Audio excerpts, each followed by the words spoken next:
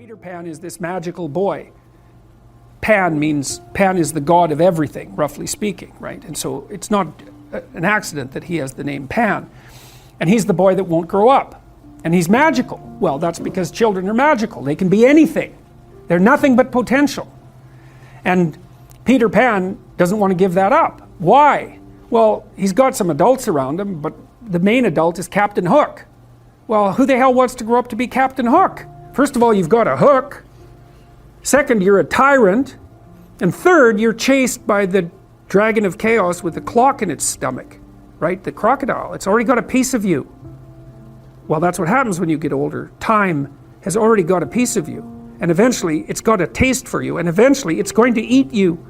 And so Hook is so traumatized by that he can't help but be a tyrant. And then Peter Pan looks at traumatized Hook and says, well, no, I'm not sacrificing my childhood for that. So that's fine, except he ends up king of the Lost Boys. In Neverland, well, Neverland doesn't exist, and who the hell wants to be king of the Lost Boys? And he also sacrifices the possibility that he'll have a real relationship with a woman, because that's Wendy, right? And she's kind of conservative, middle-class, London-dwelling girl. She wants to grow up and have kids and have a life. She accepts her mortality, she accepts her maturity. Peter Pan has to content himself with Tinkerbell. She doesn't even exist. She's like the fairy of porn. She doesn't exist. She's the substitute for the real thing. And so, but the dichotomy that you're talking about is very tricky, because there's a sacrificial element in maturation, right? You have to sacrifice the pluripotentiality of childhood for the actuality of a frame. And the question is, well, why would you do that? Well, one reason is it happens to you whether you do it or not. You can either choose your damn limitation, or you can let it take you unaware when you're 30, or even worse, when you're 40. And then that is not a happy day. And I see people like this, and I think it's more and more common in our culture, because people can put off maturity without suffering an immediate penalty. But all that happens is the penalty accrues. And then when it finally hits, it just wallops you, because when you're 25, you can be an idiot. It's no problem. Even when you're out in a job search, it's like, well, you don't have any experience and you're kind of clueless. It's, yeah, you're young, it's no problem. That's what young people are like, but they're full of potential. Okay, well, now you're the same person at 30. It's like people aren't so thrilled about you at that point. It's like, what the hell have you been doing for the last 10 years? Well, I'm just as clueless as I was when I was 22. It's, yeah, but you're not 22. You're an old infant, right? And that's an ugly thing, an old infant. So part of the reason you choose your damn sacrifice, because the sacrifice is inevitable, but at least you get to choose it. And then there's something that's even more complex than that in some sense, is that the problem with being a child is that all you are is potential, and it's really low resolution. You could be anything, but you're not anything. So then you go and you adopt an apprenticeship, roughly speaking, and then you become something. And when you're something, that makes the world open up to you again. Like if you're a really good plumber, then you end up being far more than a plumber, right? You end up being a good employer. Not that plumbers, I'm not putting plumbers down. It's like more power to plumbers. They've saved more lives than doctors. So, hygiene, right? So, if you're a really good plumber, well, then you have some employees, you run a business, you train some other people, you enlarge their lives, you're kind of a pillar of the community, you have your family. Once you pass through that narrow training period, which narrows you and constricts you and develops you at the same time, then you can come out the other end with a bunch of new possibility at hand. And Jung talked about that. He thought that part of the proper path of development in the last half of life was to rediscover the child that you left behind as you were apprenticing. And so then you get to be something and regain that potential at the same time. Very, very smart. Well, he was very, very smart, so that's very wise thing to know. Sacrifice. We'll talk more about that too. You get to pick your damn sacrifice. That's all. You don't get to not make one. You're sacrificial whether you want to be or not. That's a good thing to know as well.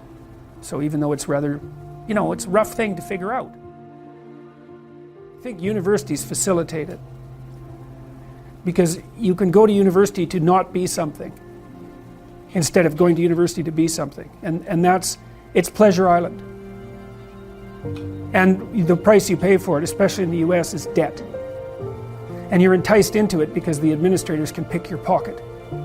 So they rob your future self while allowing you to pretend that you have an identity. Right? Very nasty. And you can't declare bankruptcy with your student loans in the US. It's indentured servitude. And it's precisely Pleasure Island. It's exactly that. And so tuition fees have shot way out of control. And part of the reason that universities don't make more demands on their students and let them get away with all the things they let them get away with is because they're basically, why the hell would you chase them out? They're $100,000 or more. So they can do whatever they want as long as you get to sell them to the salt mines. Right. So, and it's not the only reason, because the other thing that's happened is that the rate of technological transformation is so fast now, and the rate of turnover of things is that it is genuinely harder for people who are, say, 18 to 20.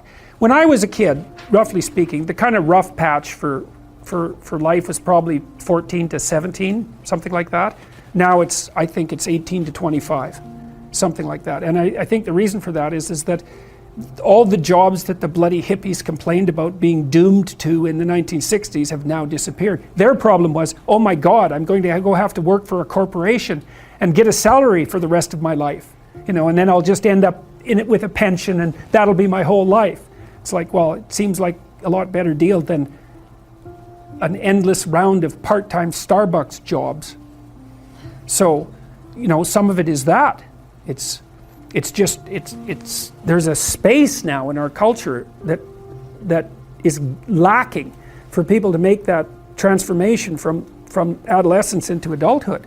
And so it's the cost of that is forestalled. It's not a good thing. It's not a good thing. One of the things you can be virtually certain of in life is that you don't get something you don't aim at. And one of the things that's interesting about that is often people will keep their goals fuzzy. Because one of the problems with specifying your goals is you specify your failures. Right? If the goal is really fuzzy, you're not sure when you fail, and then you can fool yourself. Really, but you can kind of keep it foggy. But you make your goals sharp and clear. Then, first of all, then you know what to aim at. And what's interesting is, your brain is set up so that it reorganizes the world around your aims. And that's not, I've also written about this in 12 Rules for Life quite extensively, and that's not a metaphor. Like, we don't see much of the world, because there's a lot of the world and there isn't much of us. And so we see what we aim at, we aim with our eyes. And here's an example. So, like, great apes don't really have much of a white in their eyes, but human beings do. And the reason for that is that we've evolved to detect where everyone else is looking. And so if I can't tell where you're looking, I don't know what you're up to. And then, over time, that means I can't read you as well, and we're more likely to get in a dispute, and one or the other of us is more likely to get killed. But it also means that your probability of finding a successful mate decreases. So we've evolved to have this very, very visually evident eye. And so when we're looking at each other, we're always looking at our eyes, because then we can tell where someone is pointed, and then we can tell what they're up to. And so we're hunting creatures, like we're aiming at a moving target and trying to track it all the time. And so you have to specify your aim, and the Future Authoring Program helps people specify their aim. And it's more than one aim. It's like you have a highest aim, which you might say is to be a good person. And then I would say, there's a more elaborated aim than that. It's like you want to be able to constrain malevolence and work to decrease suffering. It's something like that. That's the highest aim.